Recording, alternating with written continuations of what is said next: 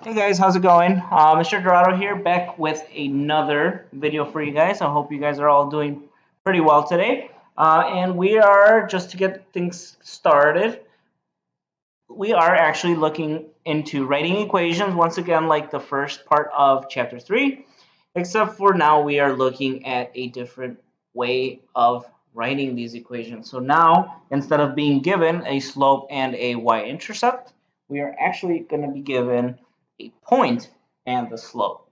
Okay, so a point on this particular line as well as the slope of that line. We're going to use both of those pieces of information to write a whole new way of writing linear equations. So that's our objective today, to write a linear equation in point-slope form when given a slope and a point. So just to kind of get us thinking about things, let's talk about what we already know, what we should remember from before. So if you guys recall, we've talked about slope-intercept form, okay, which is y equals mx plus b. So I'm looking right now at the left side of the page, so hopefully you guys are following along. So remember, my m stands for slope, my b stands for my y-intercept. Okay. Now, just a quick reminder here, at the bottom of the page, I have x and y will remain variables in the final equation.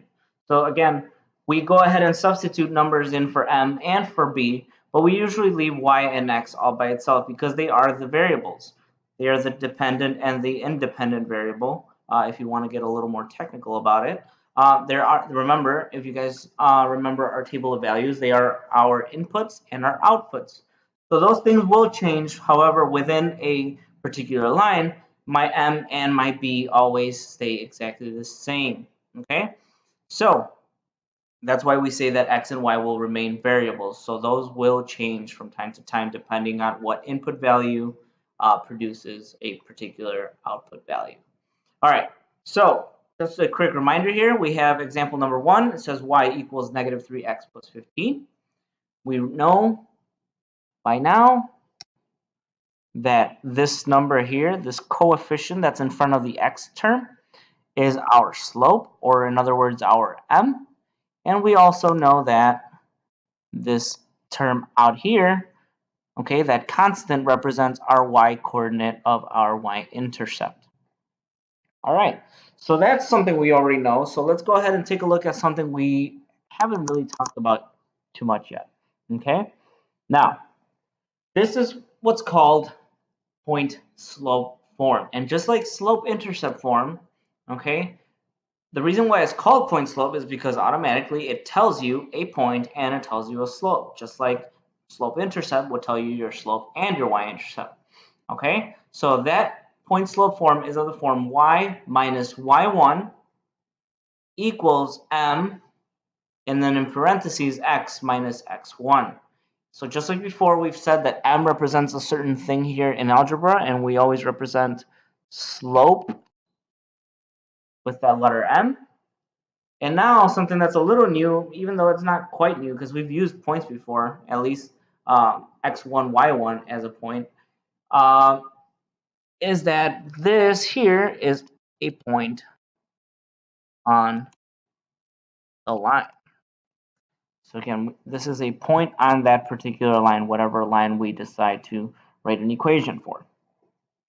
All right, now the numbers that, or I'm sorry, the letters, so the y and the x, the ones without the subscripts, those again will be our x and our y, and they will remain our variables. So let me just make sure we're clear on this. M is our slope. This right here, x1, y1, is this and this, okay?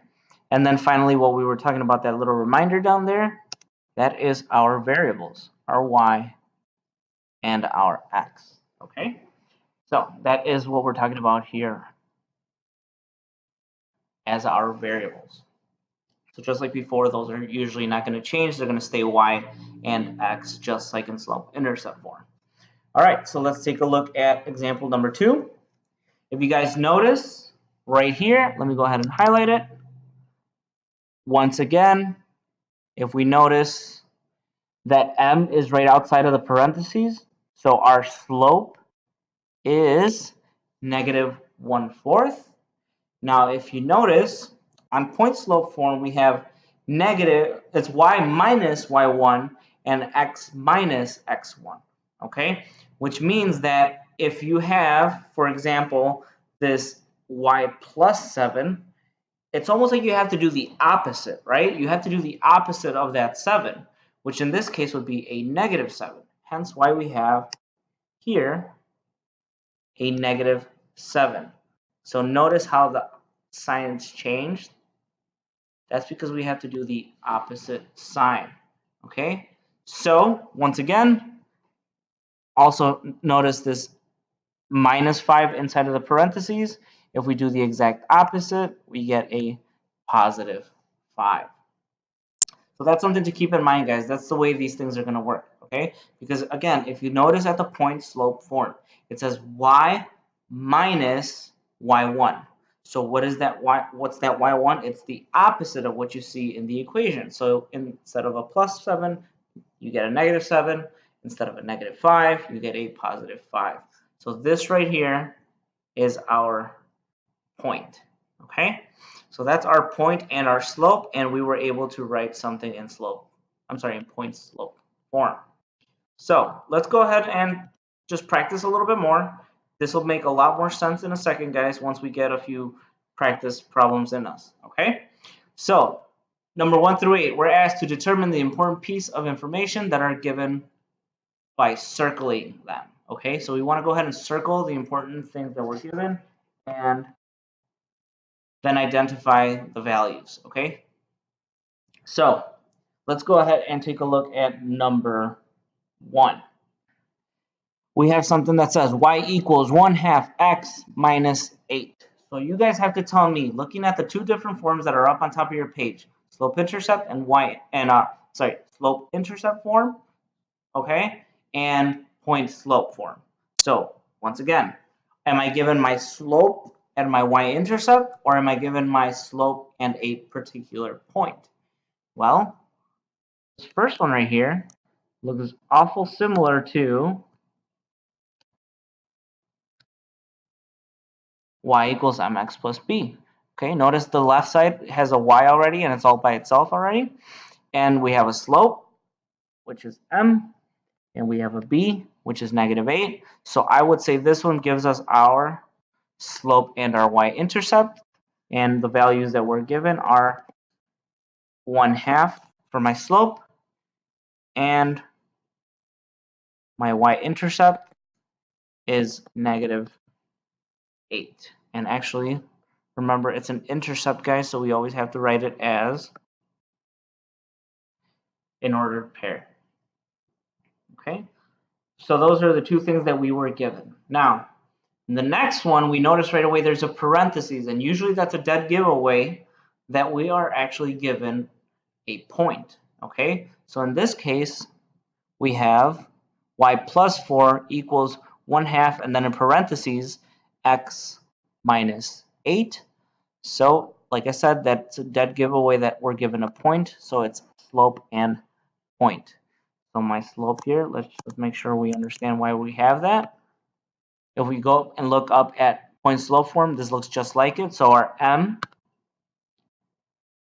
is 1/2, and now our point, remember, it's almost like the opposite of whatever signs you're given. So let me go ahead and choose a different color here. For my x, what's the opposite of a negative 8? That's a positive 8. And for my y, which is right next to the y, is a positive 4. So we have a negative 4. All right. So let's keep going. I think we are making good progress. I'm going to have you guys try out the last 4 problems on these. So let's keep going and try out the next 2. All right. On this next one, we have y minus 2 equals a negative, and then in parentheses, again, dead giveaway right there. that we're probably going to have a point and a slope. So parentheses x plus 6. So my slope should definitely be there, and I notice I have a value here and a value there, so I'm more than likely given a point and a slope. So what is my slope here? Well, there's a negative there, but there's no number, but remember, we can always put a 1 there. So it's really a negative 1 for my slope. My point, exact opposites of the signs that were given here. So it's a plus 6 and a minus 2. So I'm going to write a negative 6 and a positive 2. All right, let's keep going. The next one, y equals negative 1/3 x plus 2. To me, honestly, that looks a lot like slope and the y-intercept, and I'm sure for you it looks very similar. Okay, so what are we given? We are given the slope, which is negative 1/3, and we're given a y-intercept, which is 0, 2. Again, we were able to identify that right away. This looks just like y equals mx plus b. Okay, there was no parentheses here. And as soon as you see that there's no parentheses, then it can't be point slope, right? So we compared it to the other form that we know, which is y equals mx plus b, and it looks an awful lot like that. All right, so given the 4 problems that we just did, I want you guys to go ahead and try out 5 through 8 and see how well you guys do. So go ahead and pause the video and try those out.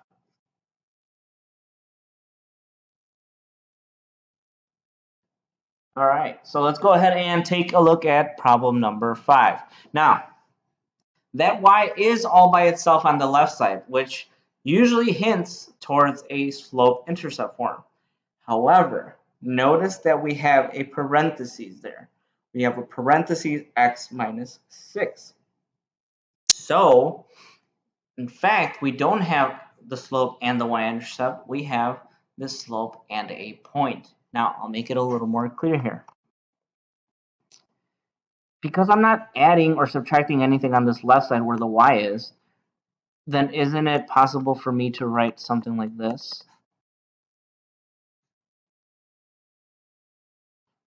I can, right? I can always add 0, right? That's not changing the equation at all. So actually, I do have something that gives me my point and my slope. So what is my slope? That's the number that's in front of the parentheses, so that's negative 2/3. And my point, always the opposite of the values that I have there, which in this case would be, well, what's the opposite of a negative 6? Is a positive 6. And what's the opposite of a 0? Well, opposite of a positive 0 is a negative 0, which actually it's still just 0 regardless. So it's just 6, 0. All right. Next one, number 6. Well, I see the parentheses and I see that the left side doesn't have just y equals. So dead giveaway, we have point and slope. So my slope, let's identify first. That's 3/4. And my point, what is my point? So I have x plus 10. So the opposite of a plus 10 is a negative 10. And y minus 1. So the opposite of a minus 1 is a plus 1. Now, I just want to make something really clear because I want to make sure people aren't left behind or don't understand where I'm getting those numbers. Notice that the number that's right here next to my x, okay, that's the x coordinate in my point. Okay, so if you're not sure where that negative 10 goes, whether it goes on the left side or the right side of my ordered pair, remember what goes first in a ordered pair? X comma y, right? And because this 10 is right next to my x, then that has to be the number that goes in the front. Okay, that's the first number. And then this y right here is right next to this value, so that has to be my y value. And like we talked about before, it's the exact opposite. So instead of a positive 10, it's a negative 10. And instead of a negative 1, it's a positive 1. Okay, so I just wanted to make sure it was clear where I'm getting these numbers from. Okay. All right, next one, y equals. So that usually hints towards a slope and y-intercept being given because y is already all by itself. And then on the other side, I have negative 5/8 x minus 13. No parentheses at all. And not only that, it looks very similar to this. So I can tell that it's a slope and y-intercept. So my slope is negative 5/8. And my b, or my y-intercept, is 0, comma, negative 13. All right. And then finally, we have number 8. We have a y minus 3. So right away, I'm going to tell you that that definitely can't be y equals, or I'm sorry, it's definitely not y equals something, so it's not in slope-intercept form. But it also helps to see that there's a parentheses there, so it's definitely hinting towards a slope and point. So my slope here, once again, is 2/5. My y-intercept, I'm sorry, my point, because I'm given the slope and a point, is the opposite of a positive 2, which is a negative 2, and the opposite of a negative 3, which is a positive 3. All right. So I think we are ready to go ahead and try these next few problems. So we have 9 through 14 that ask us to use the given information and write, so use the given information to write an equation written in slope-intercept form or in point-slope form.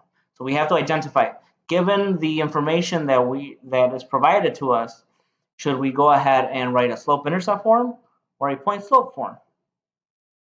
So let's see. What are we given in the first problem? So it says 9 is a line with a slope of -4. Let's go ahead and highlight a few things. A slope of -4 and a y-intercept of 2. So what two things were we given? Well, it says right there, we were given slope and we were given a y-intercept. Okay, so we were given those two things. We were given a m, which was -4, and we were given a b, or my y-intercept, which is just 2. And what is it asking us to write it in? Well, it says right here, write it in slope-intercept form, which is kind of nice because that's the information we were given. So let's go ahead and write it down. So we have y equals, remember it has to be of this form, y equals mx plus b, right? So let's go ahead and use the information we were given to write something in that form.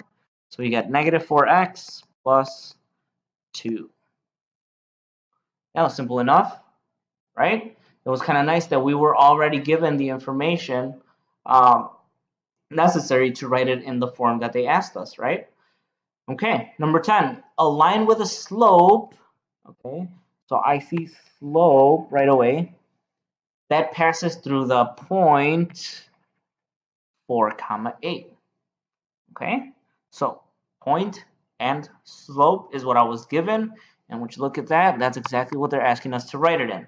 So just to verify that you guys remember it, it's y minus y1 equals m parentheses x minus x1. So it has to be of that form. Now, if it helps, I would definitely write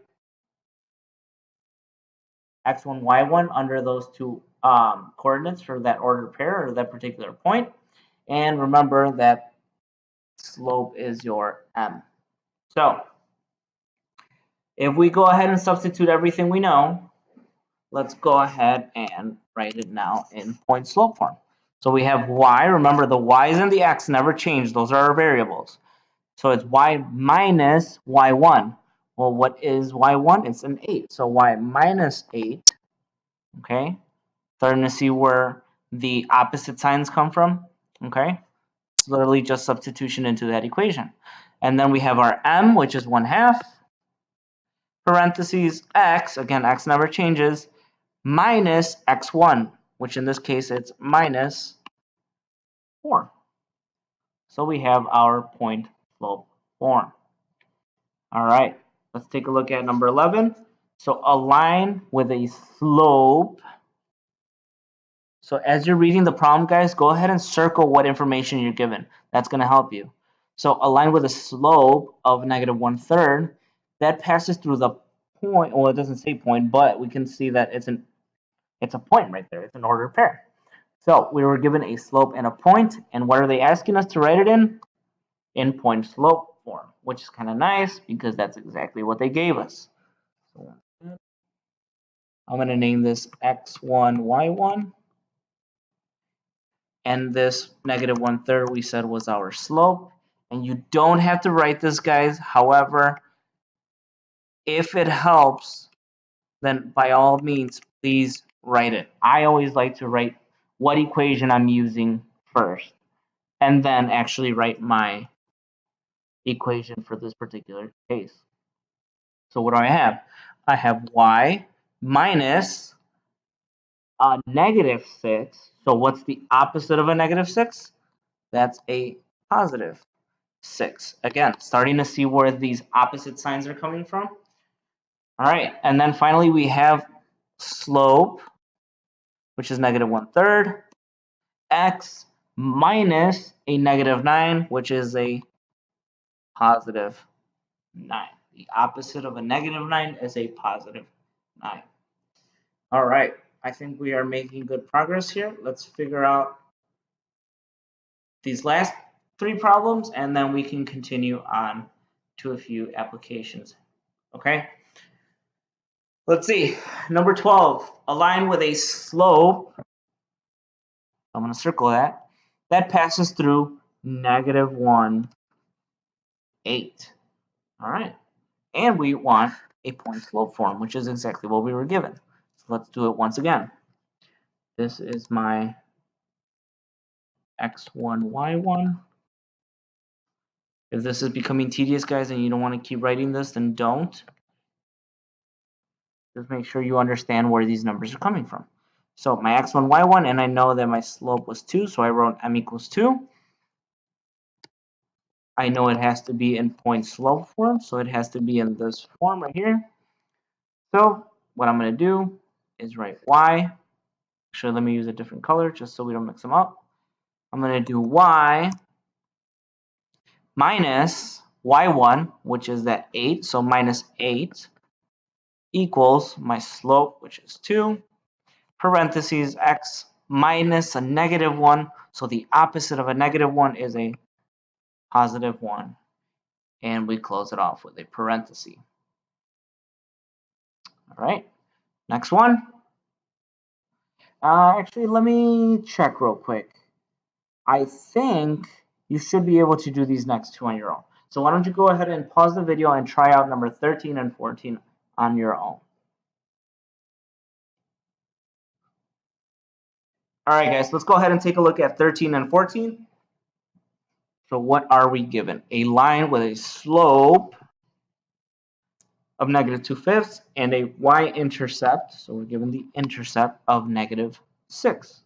So again, what information was I given? M equals negative 2/5. My b, which is my y-intercept, was negative 6.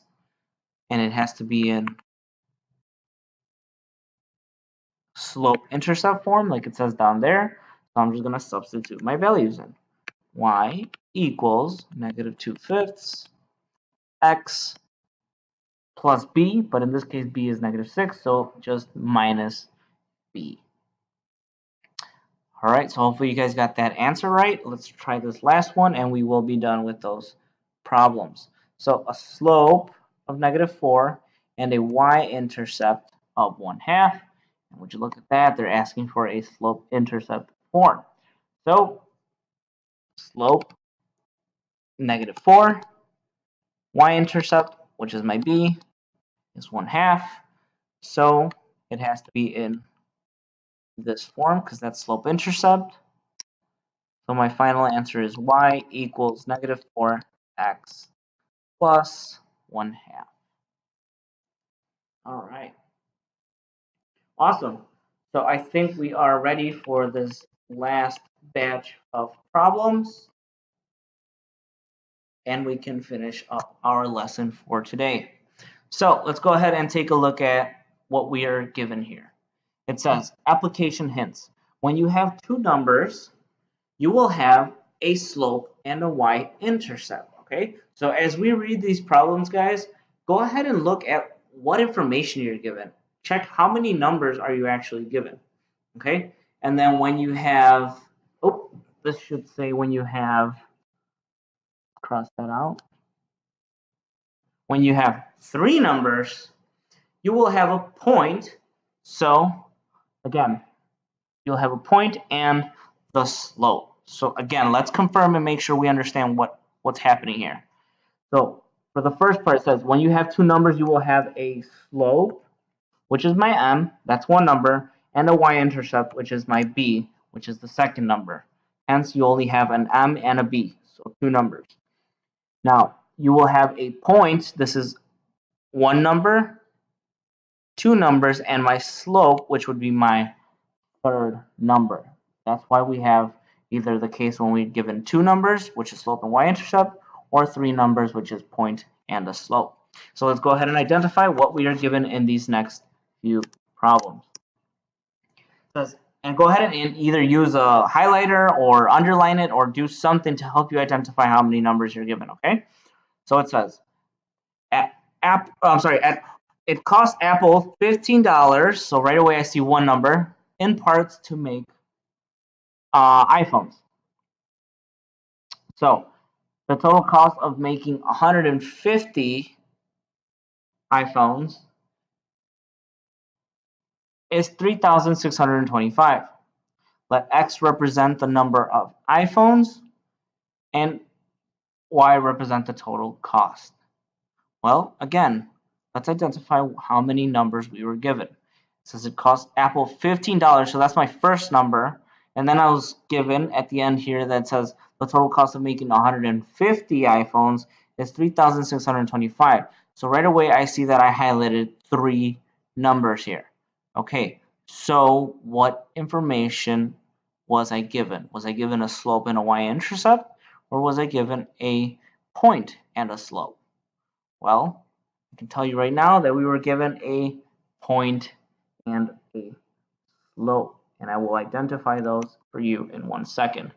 This right here, notice I have 150 iPhones and $3,625 in the exact same sentence. That will usually be a hint to tell you that this is your point. Again, this is your X and your Y. Your X and your Y. And if that's not clear why they go in those positions and why it's not the reverse, remember what it says down here. Let X represent the number of iPhones and let Y represent total cost.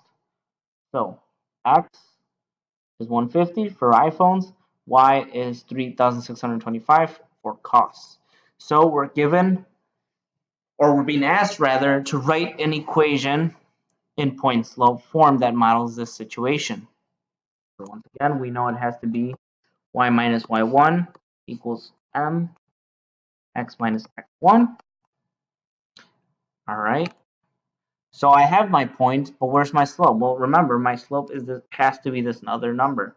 So my m is 15. So these are the two things we definitely need for this problem.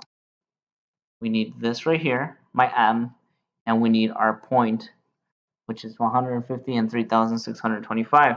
So let's go ahead and write it. Y, whoops, I don't want a marker, I want a pen.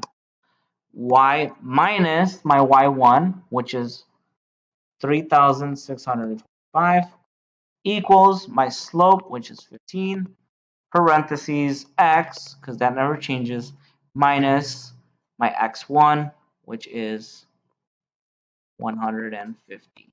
Now, I guess at this point, I just noticed something that I probably should point out.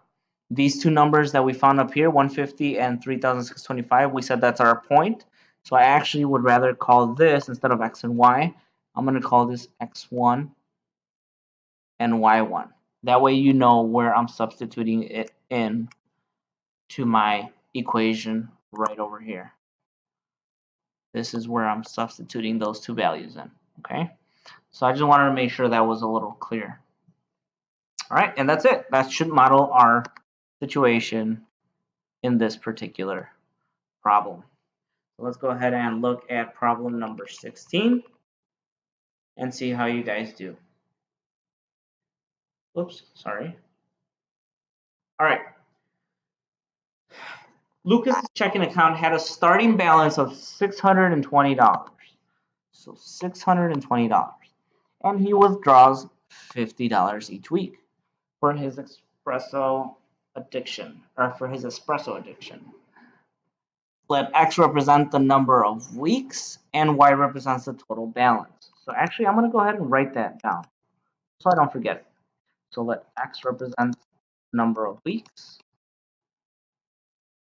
because it might help us in the end, guys. So why not write that information down? And Y represents the total balance. Okay. And honestly, in the rest of this problem, I don't see any other numbers. So the only two numbers I see are 620 and 50. Okay. So what do we have? Well, we have a point, and we have a slope and a y-intercept. So which one's which? Well, if you guys remember from before, there are some keywords in here that help us identify which ones are slope and which ones are y-intercepts.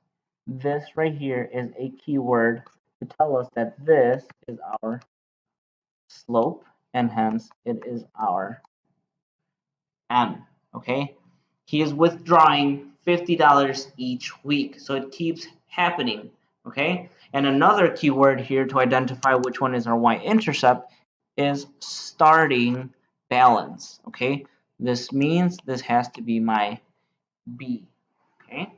So we have the information we need. I'm going to go ahead and write it down here. We have M equals 50, B equals 620. So we can write our slope-intercept equation that models this situation.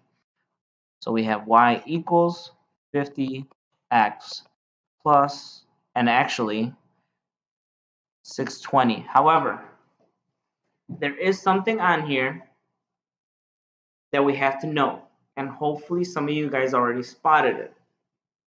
If you didn't, that's totally fine, but I want to make sure we understand why we have to add this last little piece of information. Notice the problem says Lucas's checking account had a starting balance of 620 and he withdraws $50. So withdrawing, you think of having less money, like it keeps going down. Your balance keeps going down. So each week it's going down $50, hence why our M actually here has to be a negative. Don't forget that, guys. It's a negative 50x plus 620. We are withdrawing. If we said we were depositing, okay, then we would have a positive 50. But because we're withdrawing, we have to make sure we have a negative 50. All right, guys, I think this is it for today. This was actually not too long of a lesson, so hopefully you guys have some time now to go ahead and practice using some of those homework problems. And yeah, I think we are ready for section 3.3. So go ahead and stop the video at this moment. I will go ahead and talk to you guys soon. All right, have a good one, guys.